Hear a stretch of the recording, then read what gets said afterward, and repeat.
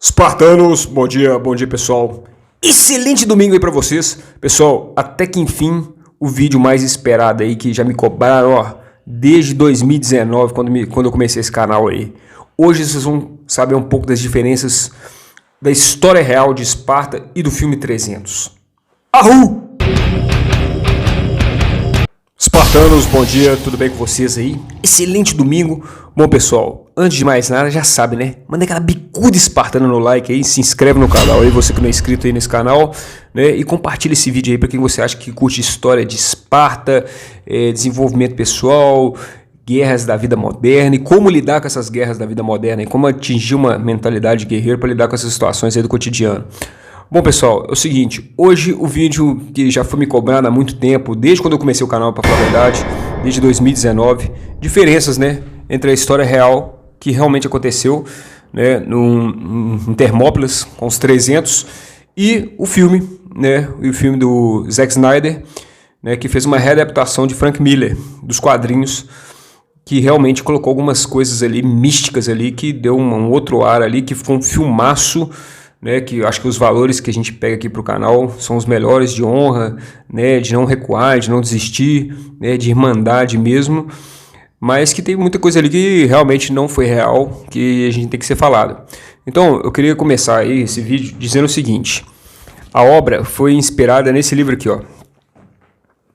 Exatamente. Quem não tem isso aqui, ó, tá no Mercado Livre, vale a pena ter. É um puta material foda pra caramba, entendeu? Porque esse aqui é o quadrinho de Frank Miller, né? Pra quem não sabe, isso aqui é um quadrinho, pessoal.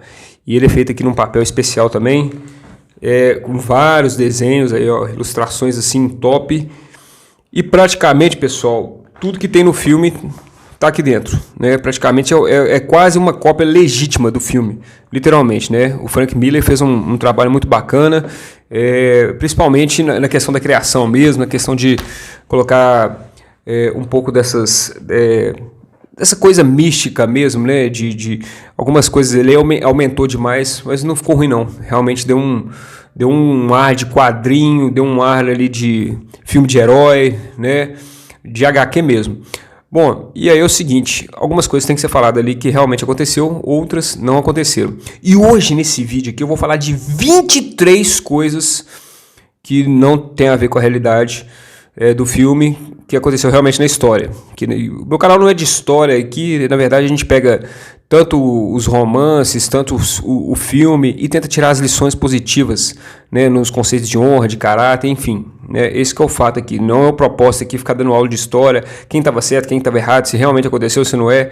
Eu já falei que meu canal não é para isso aqui. Né? Meu canal aqui é realmente para a gente pegar os valores, resgatar a questão do caráter, a estratégia militar, como esses guerreiros agiram, seja no romance, seja no filme, seja na ficção, seja na realidade, não importa. Mas algumas coisas do filme tem que ser falado aqui que realmente não aconteceram, pessoal, e realmente foi fake news geral, né? Então vou falar de 23 aspectos aqui que não é real no filme 300. Ah, sim, e vale lembrar o seguinte também, pessoal. O filme 300 também, muito da inspiração do filme foi através desse livro aqui, que é o filme dos meus podcasts aí. Quem acompanha toda quarta-feira aqui no canal Espartano da Vida Moderna, é esse livro aqui que eu estou fazendo a resenha deles. Chama Portões de Fogo. É um romance épico de Esparta que mostra os bastidores da Batalha de Termópilas, né? E muita coisa faz sentido aqui, porque quem escreveu esse livro aqui foi simplesmente meu amigo do Instagram, Steven Pressfield, né? Um cara que é simplesmente um dos caras mais conceituados, um ex-Navy SEAL, né? E um dos caras mais conceituados no estudo de histórias de guerra, principalmente de Esparta, principalmente essas guerras gregas. Ele inclusive já fez vários documentários aí no Story Channel aí, para quem curte aí esse tipo de programa, né? Então, o Steven Pressfield é uma referência, né? E aí ele fez um romance, claro, algumas coisas também ali no Portões de Fogo não é real, mas muita coisa ali faz muito sentido e você consegue, através desse livro aí, como eu estou relatando meus podcasts, você consegue sentir que está dentro da batalha, sentir o peso de estar dentro de Termópilas ali, sentindo os portões quentes ali, e literalmente aquela luta contra os persas, né? Ele te coloca ali dentro, ele te coloca uma visão do guerreiro, né? Então tem sangue, cheiro de mijo, guerreiro morrendo, cheiro de cadáver, você sente como se você estivesse ali no meio da batalha mesmo, né? Foi só uma observação que eu quis fazer. Bom, mas agora sim, sem enrolação, né? Eu estou enrolando demais nessas introduções aqui. Peço desculpa a todos aí pela falta de objetividade, mas vamos lá, espartamos junto. Bom, pessoal, a primeira coisa que está errada, todo mundo já sabe disso, é a questão dos espartanos no filme usar tanguinha, né?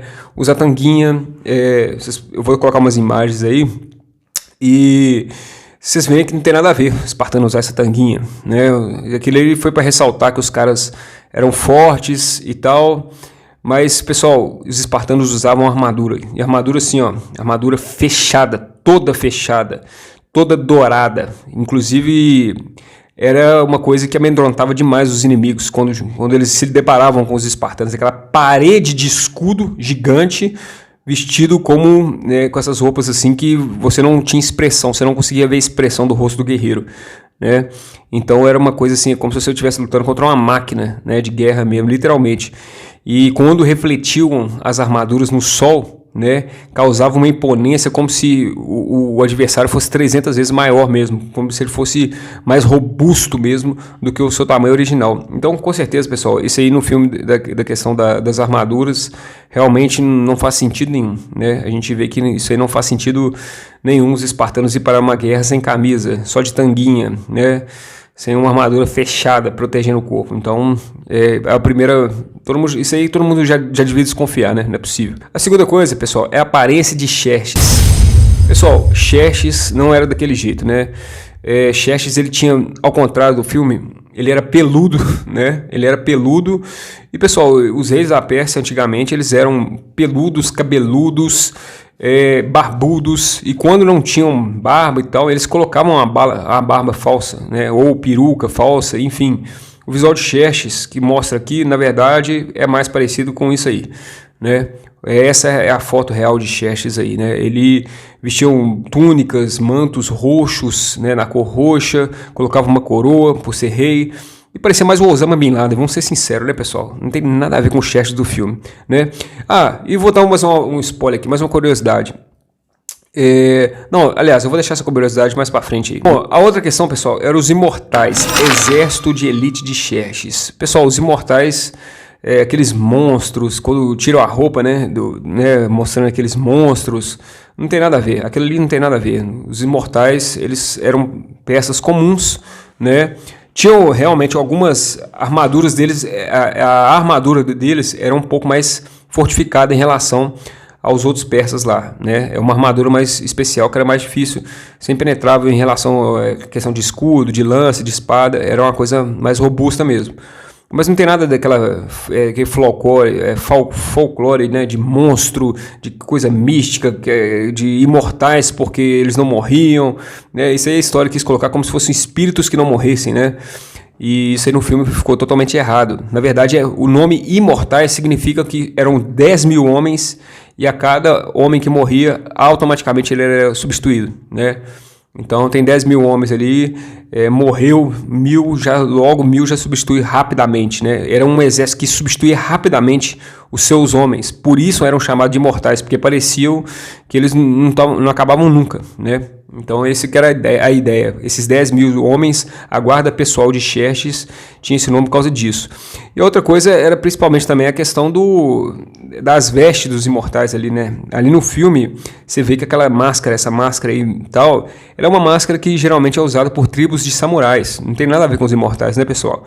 Eu tentei achar uma foto aí dos imortais, bom, é mais ou menos isso aí, né? E não tinha muita coisa assim de aquela coisa, um exército ninja, né? Aquela coisa muito requintada, não, eram pessoas persas comuns que usavam armaduras mais reforçadas e pronto, nada dessa coisa samurai, nessa coisa ilusória toda aí não, né?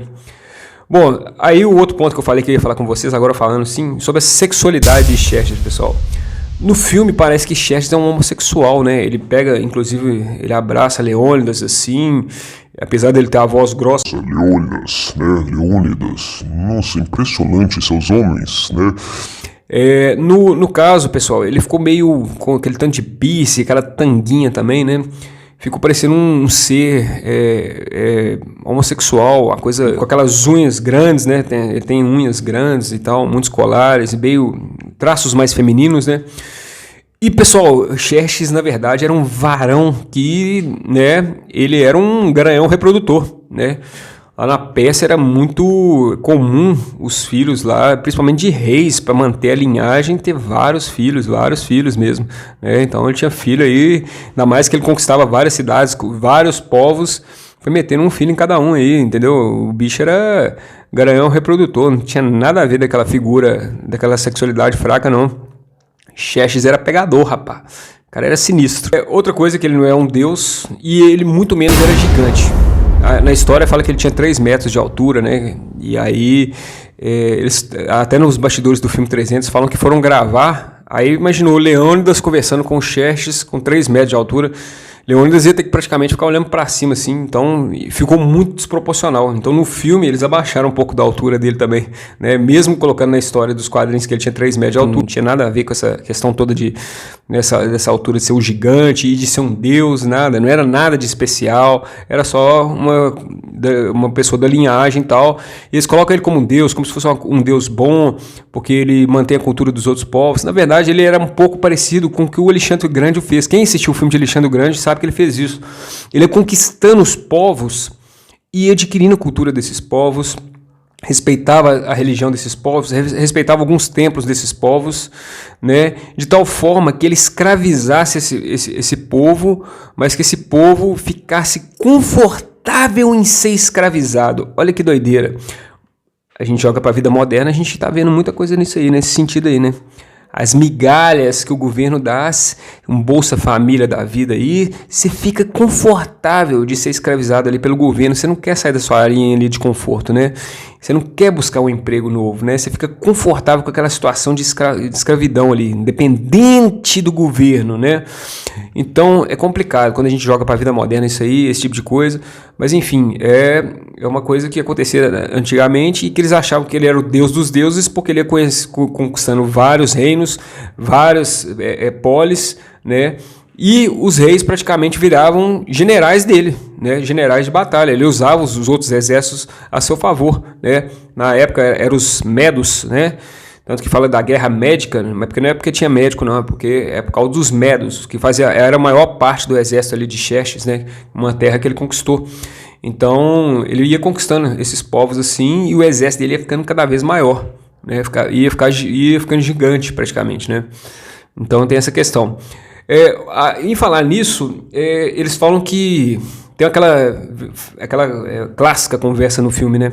Uma conversa que, inclusive, já é uma outra curiosidade aqui, que não existiu, pessoal. Aquela conversa de Leônidas e Xerxes não existiu. Leônidas só conversou com os mensageiros da Pérsia, diretamente.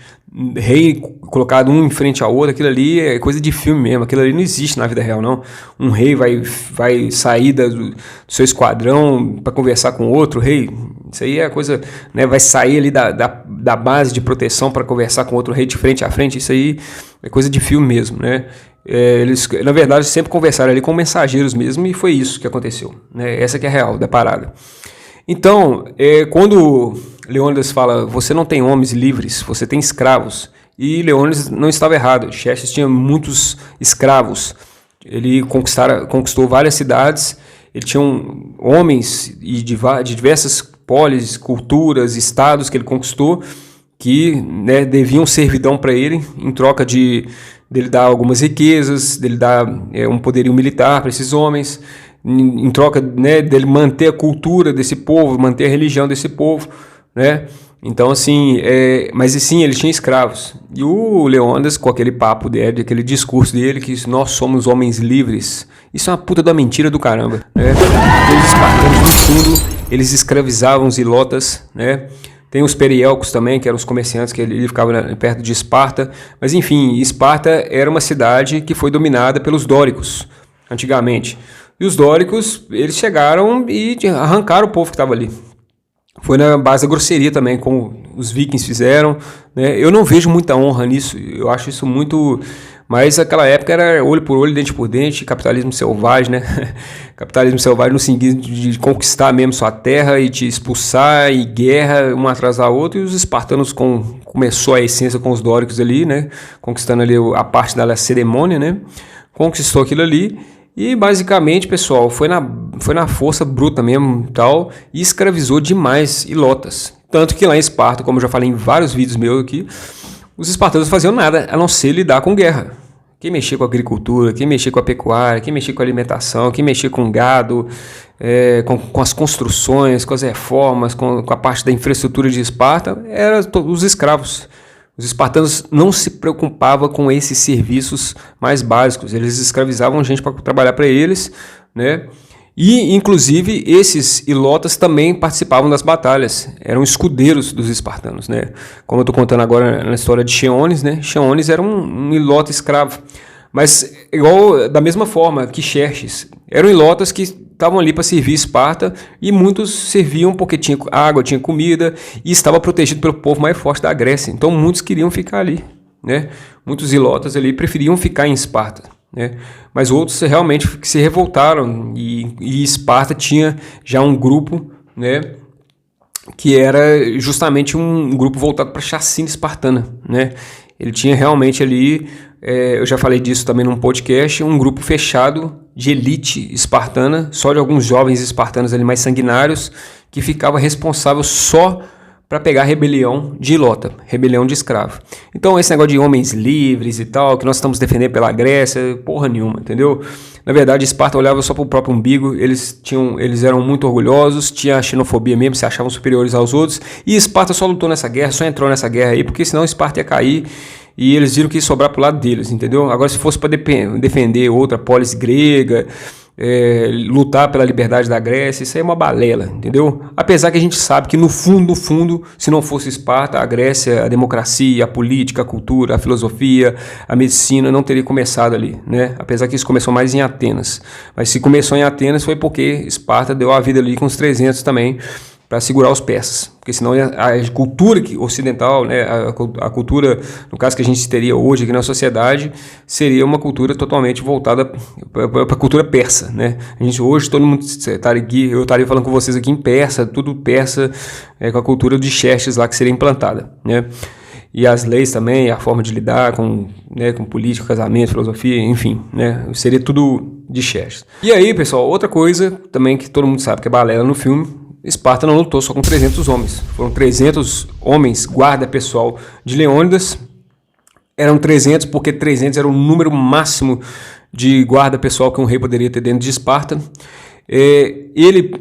Como é que ele manipulou, fez uma manobra política dentro de Esparta, porque Esparta não era para ir para essa guerra, né? Os éforos avisaram lá, o oráculo, enfim, não era para ir para essa guerra. Tinha um festival religioso da Carneia.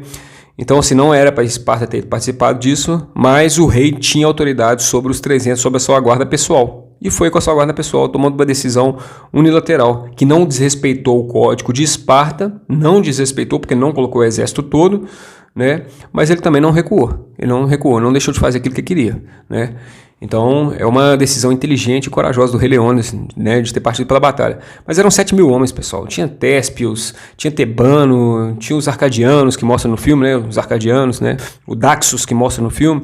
Tinham várias outras polis gregas ali que estavam junto com Esparta. Eram 7.000 homens ali. Então, falar que os 300 seguraram os persas é menosprezar os outros exércitos também, que eram muito fortes também. Esparta era melhor que todos eles, comandava geral, claro, mas os outros exércitos eram bons também, tinha armas, os caras, né, iam para a guerra, viviam de guerra também. Na Grécia era normal viver de guerra, né? Atenas, por exemplo, a gente pega Atenas também, que tinha uma rotina de disciplina militar muito forte, apesar que o tempo era menor em relação a um espartano. Um ateniense, ele tinha a parte de treinamento militar durante o dia, mas ele ficava também a outra parte do dia dele para falar de música, filosofia, de ciência, de política, de outras coisas aí, enfim. Já os espartanos, o foco todo em guerra, né?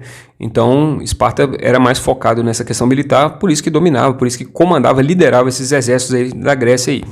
Pessoal, uma outra curiosidade bastante interessante é a questão de que os próprios historiadores falam que teve um certo exagero na questão de a quantidade de persas, né? Falam que eram milhões e milhões de persas, aquela coisa assim como se, né, as flechas escurecessem o céu, os barcos secassem os navios, né? Muita filosofia, muita poesia, né, dos historiadores, Heródoto e tal. Então, mas eles estimam que, na verdade, ficou entre a média ali de 250.000 homens, tá? Contra 7.000 gregos. Então, é a média básica aí, que é o mais falado em documentários, que é mais falado em livros, né? Outras pessoas falam que foi até uma quantidade até menor, foram 70 mil, né? Então, assim, não dá para saber ao certo essa questão assim, não.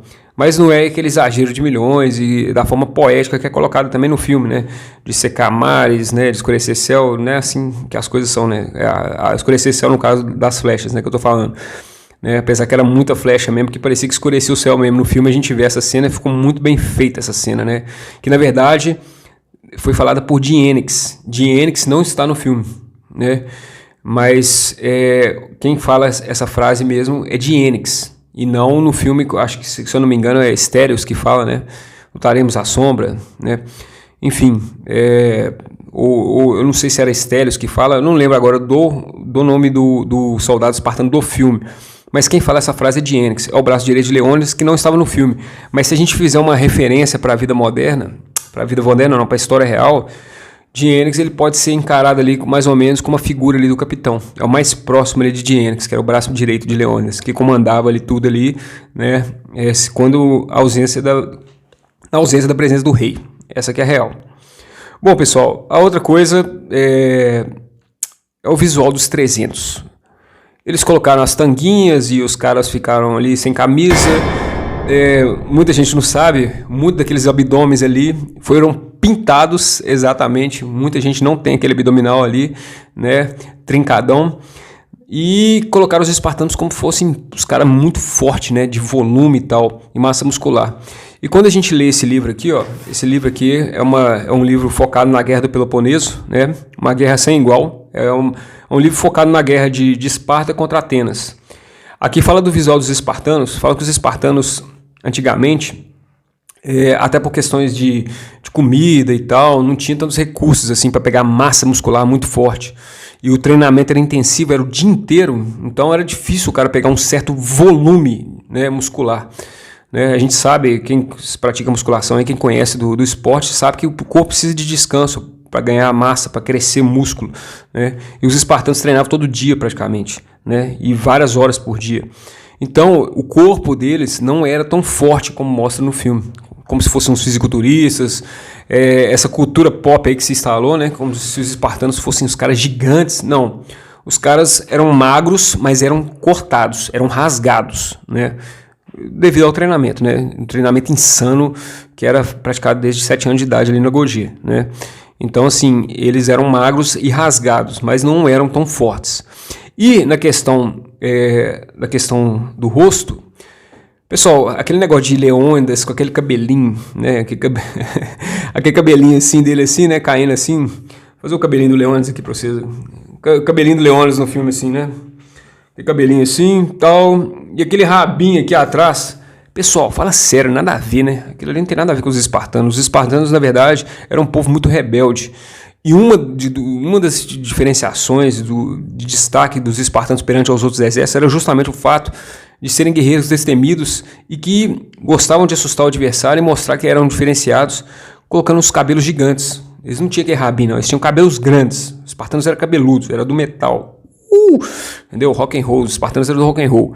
Então, eles eram cabeludos e, na questão da barba, eles não tinham esse bigode. Eles tiravam o bigode, né?